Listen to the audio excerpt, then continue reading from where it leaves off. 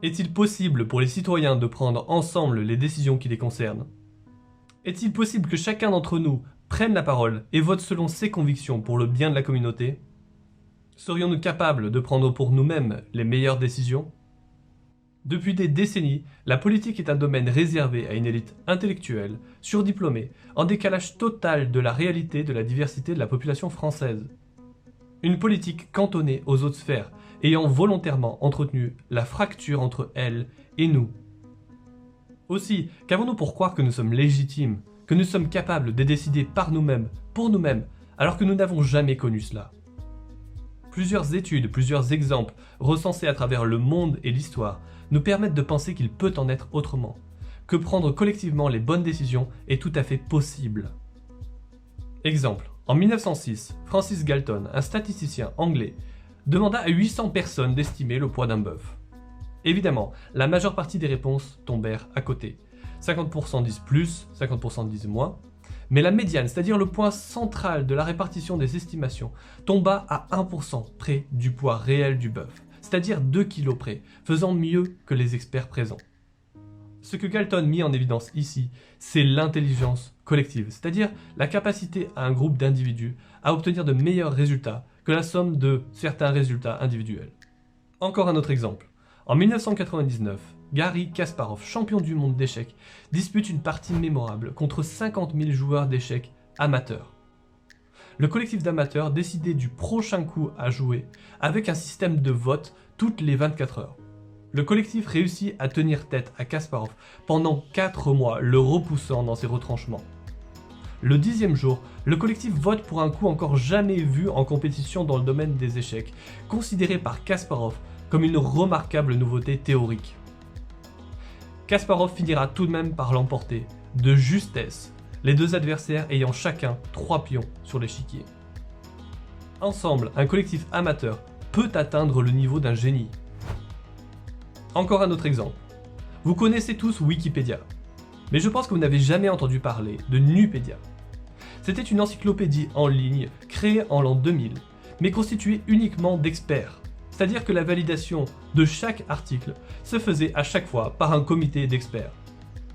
Le problème, c'est que ce processus de validation fut vite avéré être lent et complexe. Un an plus tard, Larry Sanger, doctorant en philosophie, décida, pour soutenir Nupédia, de créer Wikipédia, c'est-à-dire une encyclopédie en ligne à laquelle tous les contributeurs, qu'ils soient experts ou non experts, pourraient participer. Vous connaissez la suite de l'histoire. En 2003, Nupédia fut définitivement abandonné face au succès fulgurant de Wikipédia. À cette période-là, Wikipédia comptait 137 000 articles. 2 ans plus tard, Wikipédia comptait plus d'1 million d'articles. Actuellement, il s'agit de la plus grande encyclopédie en ligne, avec plus de 6 millions d'articles.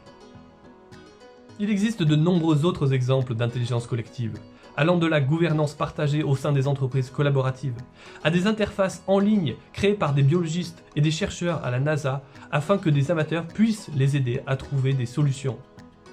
Pour décider, contribuer, mener une action collective, il n'est pas absolument nécessaire que nous soyons tous des experts. Nous sommes capables, nous sommes en droit de décider par nous-mêmes, pour nous-mêmes, car ensemble, nous pouvons prendre les bonnes décisions, les meilleures décisions.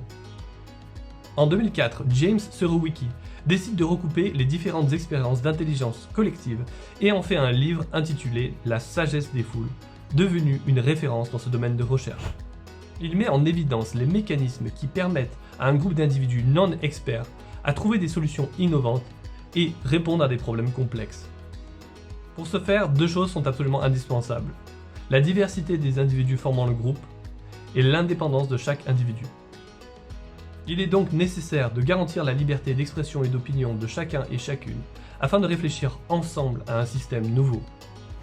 Parlement populaire est un outil qui permet que ces conditions soient respectées, afin que de nos intelligences individuelles émerge une intelligence collective. Le site permet une horizontalité totale, une transparence absolue, une interface facile d'utilisation et une gestion collective de la structure même du site, afin de garantir son impartialité. Parlement populaire est un pari, le pari d'une démocratie nouvelle, une démocratie directe, à la hauteur des enjeux de notre siècle. Une démocratie qui reconnaît nos valeurs, nos nécessités, nos savoir-faire, notre diversité, nos intelligences. une démocratie qui nous ressemble, qui nous rassemble et qui nous respecte.